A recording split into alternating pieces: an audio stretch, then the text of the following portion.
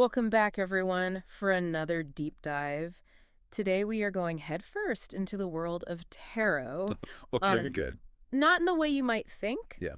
We're not talking about, Right. predicting the future or anything. Yeah, yeah. We are really looking at these cards as a way to look inward Yeah. and use them as a tool to think about love and relationships. Exactly. It's kind of like using them as a mirror I love that. to reflect back on different aspects of I your did own like that a lot. love life. Yeah. Okay, so we are working with a 3-card spread. Okay. And this one is called the Kit Kat group.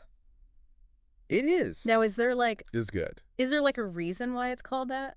I think it's kind of a play on words. Okay. You know how satisfying it is, and you break a Kit Kat, It is. and it's like a clean break. It is very satisfying. So it's that idea of breaking down your approach to love, okay. and then rebuilding it with Yeah. intention. All right, I am here for it. Yeah.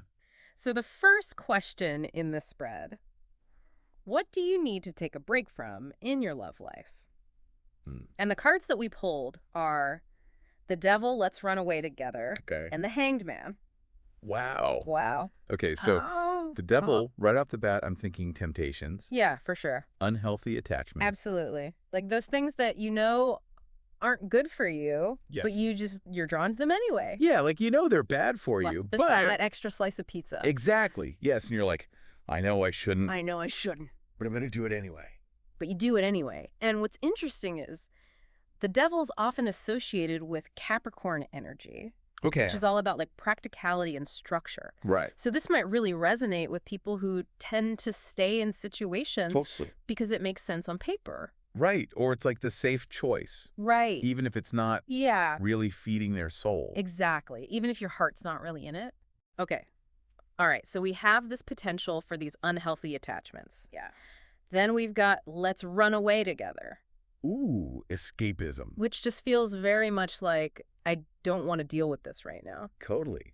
It's like that desire to avoid facing reality. Yes. Maybe daydreaming about a perfect romance. Yes. Instead of actually dealing with the issues. 100%. Yep. Okay. And then that brings us to the Hanged Man, which, if I'm not mistaken, this card is all about surrender. It is. Seeing things from a new perspective. It's about pausing, Okay. taking a step back, Okay. looking at things from a different angle. So it's almost like a reality check. It is. It's like a big cosmic timeout Oh, I like that. is what the Hangsman is. Okay. It's like, whoa, hold on a second. Okay. Let's not make any rash decisions. Right. Let's just chill out for a minute and really assess the situation. So are you saying the Hanged Man is coming in to save the day and be like, maybe? Maybe the Hangman is the best friend in this scenario, who's like, I know you're thinking about running away with this person, but Right. have you considered all of this? Have you thought this through? Yeah, have you had a conversation with yourself? Yeah. Have you thought about, About what you really want. yeah, what you really want? Okay, so essentially we have the Devil tempting us with those unhealthy things. Yeah. We have the let's run away together, which is just that. I don't want to deal with this right now card. The escape card. And then the Hanged Man. Coming in with the The wisdom. voice of reason. Oh, yes, exactly. Being stop. Think about what you're doing for a second. Take a breath. Yes. This is a lot to unpack already. I know, right? And we're just getting started. Okay, so we talked about taking a break. Yeah. We talked about those unhealthy patterns that we might fall into. Right, recognizing what needs to change, Yeah. what's no longer serving us. So now the question is, how can balance be restored Yeah. between your needs and your partner's needs? Oh, that's the question, isn't it? That's the question. How do we find that balance? And the cards that we pulled for this one are Okay. the 10 of Swords, you need a hug, and the 5 of Wands. Okay. Interesting. So we got some different energies going on here. We do have some different vibes with these. Yeah. Yeah. But they all kind of tie back to the Yes. sacral chakra. Okay, and remind me what that one is again? So that's the energy center in your body. Okay. That's all about your emotions, your Good to know. pleasure, your intimacy. Gotcha. And when that's out of balance, Uh-huh. that's when you might see things being a little rocky Yeah. in your relationships. Yeah. Okay, so that makes sense. And the 10 of Swords, I'm immediately thinking communication breakdown. Yes, especially because the Ten of Swords is associated with Gemini. Right. And Gemini is all about communication. Yes. So it's like those times when you're not really saying what you need to say. Right. Or you're just letting it all bottle up. Yes. Yeah. And then it just kind of explodes later. Which I imagine is where that pain and heartache comes in. Exactly. Because it's like those unspoken needs are just festering. Yeah. Creating all this distance and resentment. Ouch. Yeah. No, thank you. So then we go from that to you need a hug. Right. Which feels very much the opposite. Total opposite energy. Yes. But it's interesting because it's like after you've had that big blowout, right, or after you've been holding on to all of that, you just want that comfort. Sometimes all you want is a hug. Yeah. You know? Just that reassurance. Yeah, just that like, someone cares about me. I see you, I hear you, and I'm here for you. Yes, exactly. And then we have the Five of Wands, which I always get a little like... Five of Wands can be a little... confrontational. A little combative. Yes. But it doesn't have to be a bad thing. Okay. It's just like, are you avoiding conflict? When maybe you should be having a discussion. Okay, so it's kind of like that saying, don't go to bed angry. Right. Sometimes you got to hash it out. Yeah, you got to clear the air. Yeah. Okay, so it's not just about having the conversation. Right. But it's how you have it. How you have it. So it's like learning to communicate your needs assertively, but with kindness. With compassion. Yes. Oh, this is a lot. I know, right? You know, it's interesting as we've been talking about all this, I'm realizing this isn't just about romantic relationships. Right. Like this whole idea of taking a break, restoring balance, being more authentic. Yeah. That applies to like everything. It does. It's like friendships. Your family. Your family. Even just your relationship with yourself. 100%. It's like that Kit Kat break. Right. But for your whole life. Yeah. Like maybe it's a job.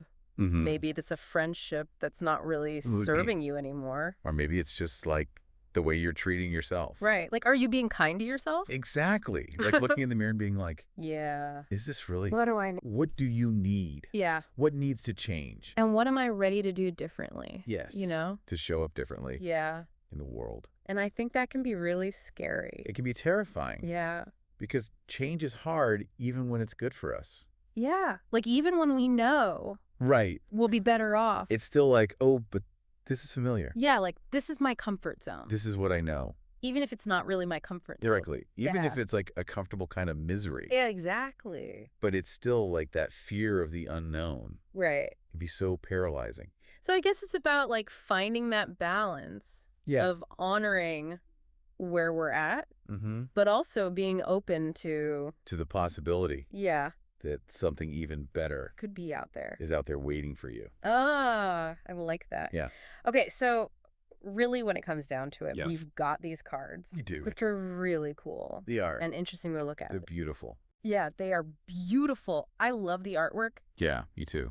But it's not about the cards. It's about what they represent. It's a tool. It's a tool. Exactly. It's like a starting point. Yeah, it's not like... It's not a crystal ball. Yeah, it's not going to tell you your future. No. But it can help you. It can help you. Make decisions. Make more conscious decisions. To create the future that you want. Exactly. I love that. Me too. Well, this has been amazing. It has. Thank you so much for diving into these cards with me today. It's been a pleasure, as always. And to everyone listening, thank you for joining us for another deep dive. Yeah, thanks for being here. Don't forget to subscribe to the podcast so you don't miss out on any of our future episodes. And let us know what you think. Yes. In the comments. We love hearing from you. We do. All right, everyone. Until next time. See you later. All right, ready for a deep dive into love, Sour Patch Kids style. You sent us this tarot reading using candy as a metaphor for relationships, and, well, we're here to unpack it. Love, huh? Yeah. Always a fascinating topic. Yeah, and it seems like you're at a bit of a crossroads looking for some direction, where you've been, where you're going, that whole thing. Makes sense. Metaphors can be powerful, you know? Yeah. Especially with something as complex as relationships. And that whole sour then sweet thing with Sour Patch Kids, that really gets at how love transforms us and how we transform within those relationships. So true. It can be exciting and challenging, often at the same time. Speaking of challenges, this first reading jumps right into it with the Fool, 9 of Swords, and a card that just says, time to let go. Ooh, yeah, those sound a little intense, don't they? It's just a tad. But honestly, they usually point to a really positive shift, like a release, a renewal. Let's start with that 9 of Swords. For anyone new to tarot, that one can be a bit much anxiety, doubt, overthinking, all that fun stuff, especially in love. Oh, I know that feeling all too well. Lying awake at night, replaying conversations, wondering what went wrong. It's like a highlight reel of relationship anxieties. Right. But here's the thing. This reading sees those anxious feelings as a turning point. Okay, so less impending doom, more emotional breakthrough. Exactly. Think of it this way. The Nine of Swords, it's linked to Gemini, the twins, duality, communication, and sometimes, yeah, getting trapped in our heads. So it's like you've been wrestling with some heavy stuff, maybe over-analyzing, but you're reaching the peak of it. Like you've finally gotten it all out of your system. Precisely. And this is where the fill comes in. New beginnings, taking a leap of faith, embracing the unknown. It's connected to Uranus and Aquarius liberation, individuality, breaking free from those old patterns. It's fascinating how these cards work together. So it's not just that a difficult situation is ending, it's about moving forward with a completely fresh outlook. You've learned from the past, you've processed those difficult emotions, and now you can step into this new chapter without carrying all that baggage. You've got it. And that time to let go card. It's like the universe giving you permission to do just that. It's a reminder that letting go of what no longer serves you, even if it hurts, is sometimes the most loving thing you can do. It's about making space for something new to emerge, something better suited to who you are now. That resonates, especially if you've been clinging to a relationship or a pattern that you've outgrown. Sometimes letting go is the bravest thing we can do, but how do we actually do that? Where do we go from here? That, my friend, is where the idea of playfulness comes in. And that's what we're diving into with the next reading. Playfulness. Okay, now I'm intrigued. When I think heartbreak or navigating tough emotions, playful isn't usually the first word that comes to mind. Right. It might seem a bit counterintuitive, but that's what makes this reading so interesting. The cards here are the Three of Pentacles, the Eight of Wands, and one that simply says abundance. All right, I'm all ears. How do those cards suggest bringing more joy and, well, playfulness into the picture, especially after what we just talked about? Let's start with the Three of Pentacles. It's often linked to Capricorn practicality, hard work, achieving goals. So I might suggest you've been taking love a little too seriously. It's more about checking boxes than feeling a genuine connection. Exactly. And that's where that playful Eight of Wands energy swoops in. This card, all about Sagittarius, adventure, freedom, and most importantly, fun. So we're talking about bringing back that spontaneous, carefree energy from childhood. Exactly. Like, remember how exciting it was to tear open a bag of Sour Patch Kids, not knowing what flavor you'd get next? Just that rush of anticipation. The best. It's about rediscovering that sense of adventure in your love life. Don't be afraid to be silly, try new things, and just lighten up a little. It's not just about planning more fun dates, though, right? It's about a much deeper shift in energy in how we approach love. You got it. Hmm. It's about sending a message to the universe that you're ready for all the good stuff it has in store. I love that. So what does that actually look like in our lives? What are some tangible ways to bring more playfulness into our relationships? That's the big question, right? And the beautiful thing is there's no right answer. It's about figuring out what makes you light up, and then finding ways to share that with your partner or future partner even. Less about following a playfulness checklist, more about tapping into what brings you joy personally. Yes. Maybe it's picking up a new hobby together, Well, or going all in on a shared passion project, or even just being more present, more silly in those everyday interactions. It's about bringing adventure and delight back into your relationship. love that. Relationships should be fun. But let's be real, it's easy to get stuck in the day-to-day, all the routines, responsibilities. How do we keep that playful spirit alive, especially as a relationship evolves? It takes effort, that's for sure. One thing that can help is learning each other's play personalities. Play personalities, I like that. Yeah. Some people are all about those big romantic gestures. Others find joy in the simplest, most spontaneous moments. Totally. For some, it's a surprise weekend getaway. For others, it's trying a new recipe together or going on a random bike ride. Exactly. And when you understand what makes your partner tick, what makes them feel seen and appreciated in that playful way, creating those moments of connection becomes so much easier. It's like speaking each other's love language, but for playfulness. Yes. And sometimes it's also about giving ourselves permission to be a little silly, to let go of those inhibitions, to not take ourselves so seriously all the time. Because who hasn't cracked a cheesy joke or gotten swept up in a spontaneous dance party in the kitchen? Those moments are the best. But embracing that playful energy can be hard, especially if you've been hurt before, or if you just tend to overthink things in relationships. You're right. That Nine of Swords we talked about, he can cast a pretty long shadow. That overthinking, Getting stuck in those loops of doubt and anxiety, it can really stifle joy and playfulness. It's like that inner critic's always waiting to jump in and tell us we're doing it wrong or that we're not good enough. Right. And that's where self-compassion comes in. If you find yourself struggling to embrace playfulness, be kind to yourself. Acknowledge those fears and insecurities without letting them control you. So it's about noticing those thoughts without letting them take over. Like, okay, fear of rejection, I see you, but you're not running the show today. Exactly. It's about shifting from a place of fear to a place of curiosity, openness even. What if you let yourself be a little more vulnerable, a little more playful, and just see what happens? Taking a chance on joy, even if it feels a little risky, which actually reminds me of that leap of faith energy we were talking about, that fool card. It's all connected. Embracing playfulness takes a willingness to step outside your comfort zone, to be a little more vulnerable, and to trust that even if things don't go perfectly, you'll be okay. Because sometimes the greatest joy comes from those unexpected, unscripted moments, right? The ones where you let go of control and just allow yourself to be present. Precisely. It's in those moments of spontaneity and authenticity that we really connect with ourselves and with others. And isn't that what it's all about? Connection, that feeling of shared joy and adventure. Absolutely. And that leads us to another key theme in this reading emotional transformation. We touched on it earlier, but it's so important, it deserves its own spotlight. Because it's not enough to just want more playfulness or a deeper connection. We need the emotional tools to actually make it happen. Exactly. And this last reading digs deep into that inner work. The cards here, the Eight of Cups, the Three of Wands, and maybe surprisingly, the Career card. Career. Now I'm really curious. How does that fit in with everything else? It's not as literal as it might seem. It's more about approaching our emotional growth with the same intention and dedication that we would a career path. So not just hoping for the best, but actually investing in our own emotional well-being. Yes, the Eight of Cups. It's often associated with walking away from what's no longer serving us. It's a reminder that sometimes emotional growth means making tough choices. Like recognizing when a pattern or even a relationship has run its course, even if it's hard to admit. Exactly. Sometimes the most loving thing we can do for ourselves is to walk away from something that's no longer nourishing us, even if it feels like we're leaving something behind. It's like we always say, no pain, no gain, right? Right.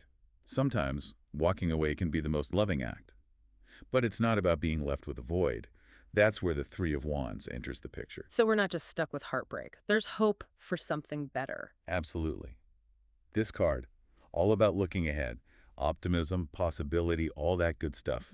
You've learned from the past, made those tough choices. Now you're ready for a future bursting with potential. Talk about leveling up. You're not stuck in those old patterns. You're bringing this whole new level of self-awareness and intention to your love life. And that's where the Career card comes in. It's about bringing that same strategic mindset to your emotional growth. Hold on, strategic. When we're talking about love, isn't that a little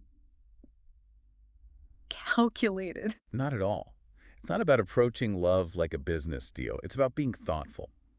Taking the time to understand your values, your needs, what you truly want in a relationship. Instead of just falling head over heels without thinking things through, it's like, we wouldn't go into a job interview without doing our homework, would we? Exactly. You want to know if the position aligns with your skills and your goals. Why should love be any different? Makes total sense. Being honest with ourselves about what we want, and then being brave enough to go after it. But how do we actually do that? How do we approach emotional growth in such an intentional way?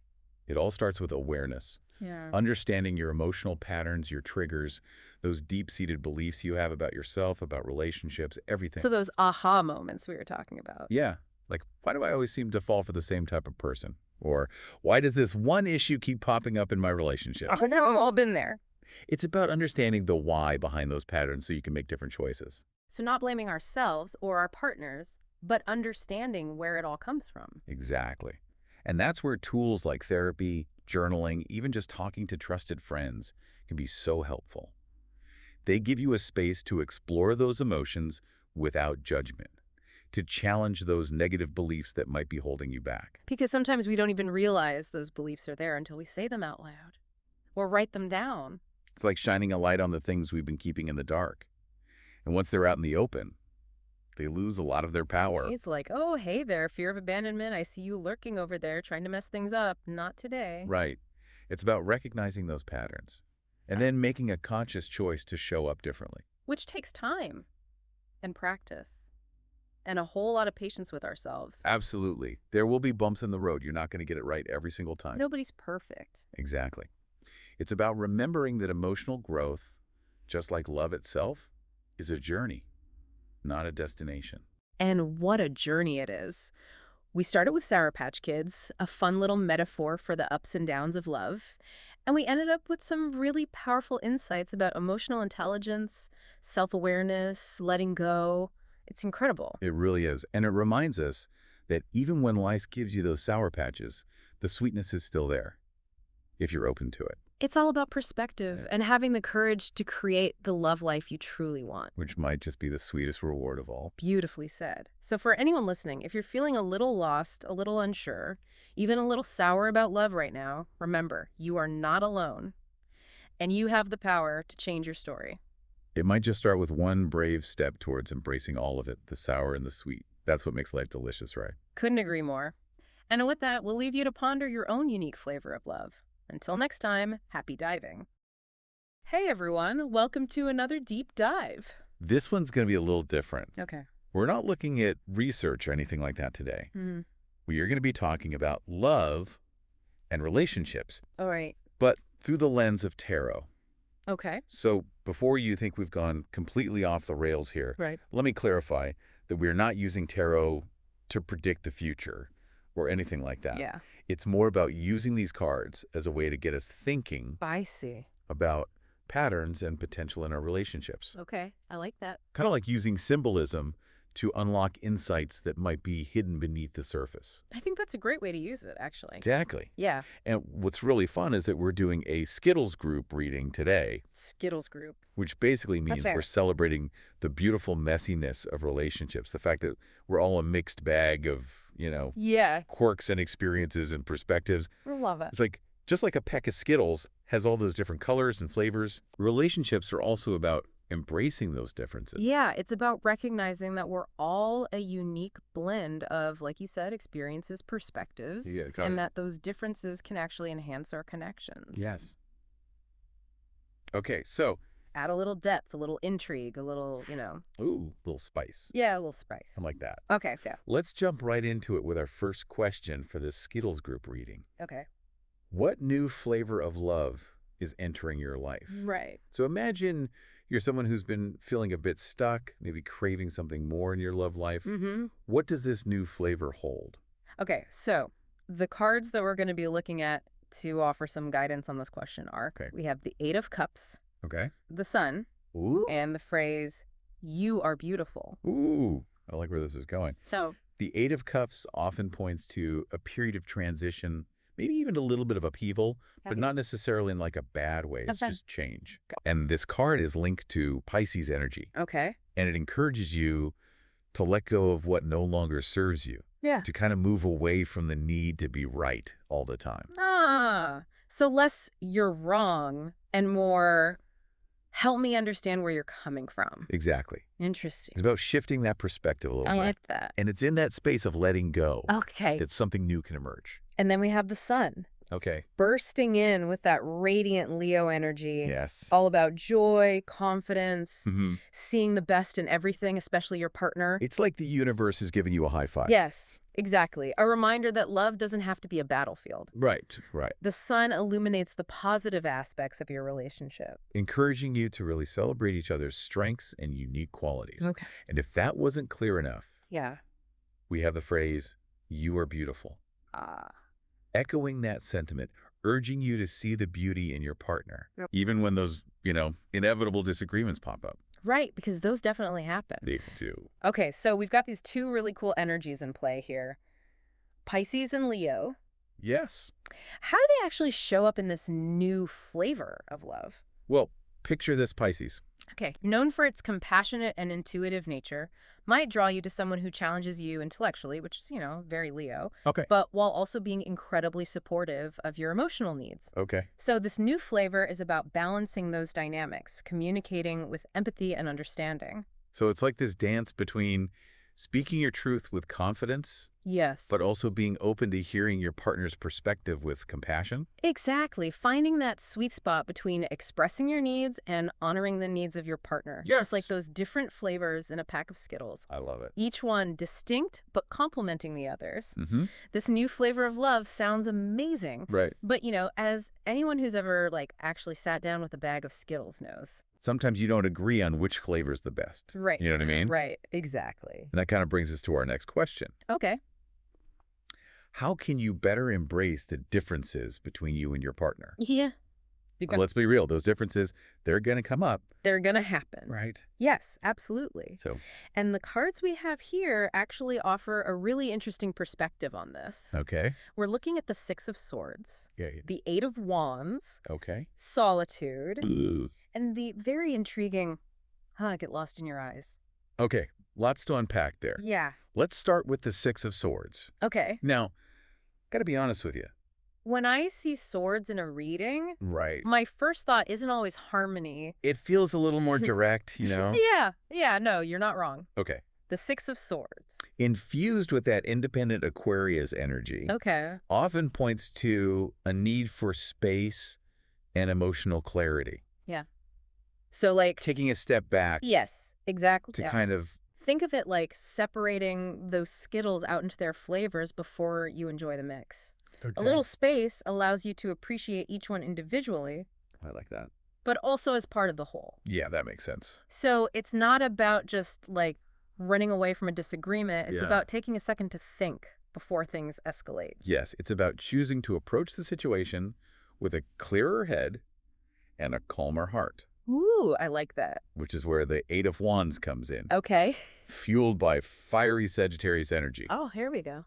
This card is all about action, communication, Okay. not letting things fester. So we're not just sitting on our islands stewing in it. We're actually talking about it. Exactly. It's about finding that balance between taking space for yourself and having those open and honest conversations with your partner. Ah, okay, so it's both. Yes. Okay. And then we have Solitude. Which feels very much connected to that Six of Swords energy. it does, doesn't it? It's almost like a continuation of that, wouldn't you say? Yeah, it totally is. And it makes me think about something you said earlier. About how those differences actually make our relationships stronger. Yeah. Because, if we don't have our own things, Right. if we're not, nurturing our own passions and interests, Exactly. how can we bring our full selves to the relationship? That's such a great point. Solitude reminds us that taking time for ourselves isn't selfish. It's essential for growth, both individually and as a couple. Right. It's like that you can't pour from an empty cup kind of thing. Exactly. It's like absence makes the heart grow fonder. Right, yeah. But maybe a little more like solitude makes for more interesting conversation. There you go. Right. Yes, exactly. Okay. It's about nurturing your individuality without losing sight of that connection you share. Okay. Which brings us to our final card in this section. Okay. And it's a good one.